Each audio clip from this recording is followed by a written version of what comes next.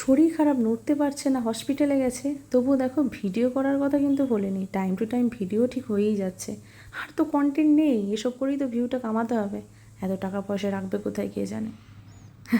কি এসব কথাগুলোতেই comment box ভর্তি হবে, তাই তো? জানি জানি, কিন্তু কিছু করার নেই গো।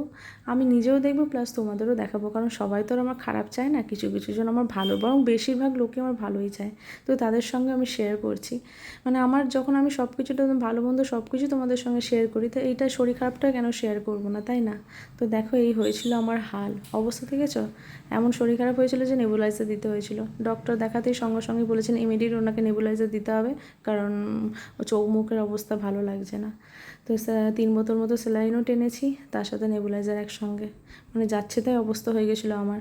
এটা দিয়েছিলো বলে না আমার শরীরটা তাড়াতাড়ি সেরে গেল, বিশ্বাস করো। খুব কষ্ট পাচ্ছিলাম দুদিন ধরে, আমি উঠতেই পারছিলাম না, বুঝছো না, কোনো রকমে, মানে মেয়েরও শরীর খারাপ, আবার মেয়েটাকেও ঠিকমতো ওষুধপত্র না খাওয়ালেই নয়। এরকম করে মানে কাকে দেখবো, আমি নিজেকে সামলাবো না মেয়েকে সামলাবো, তো এই দুদিক মানে করতে হয়েছে, কিছু করার নেই। তো এটা দিয়েছিলো, যাই হোক অনেকটাই শরীরটা মানে ভালো লাগছিলো, বুকে সর্দি জমে গেছিলো ওই লাঞ্চের ওইখানে। তো এই যে, তো স্যালাইন দিতে যথাক্রমে আমার শিরা খুঁজে পাচ্ছিল না, এই এক জ্বালা জানো তো। এই জন্য না আমার স্যালাইন দিতে গেলে কিংবা ব্লাড টেস্ট করতে গেলে আমার খুব ভয় করে। আমি বারবার বলেছিলাম যে আমার বাঁ হাতে পাবে না, সে বাঁ হাতেই ওরা ফুঁড়েছে, উল্টে হাতটা আমার ফুলিয়ে দিল, এখানটা কী ব্যথা হয়েছিল। আর শেষে ডান হাতে পেলো, বলেছেন ডান হাতেই পাবে, যে 3 জায়গায় ফুটো করে তবে পেয়েছে।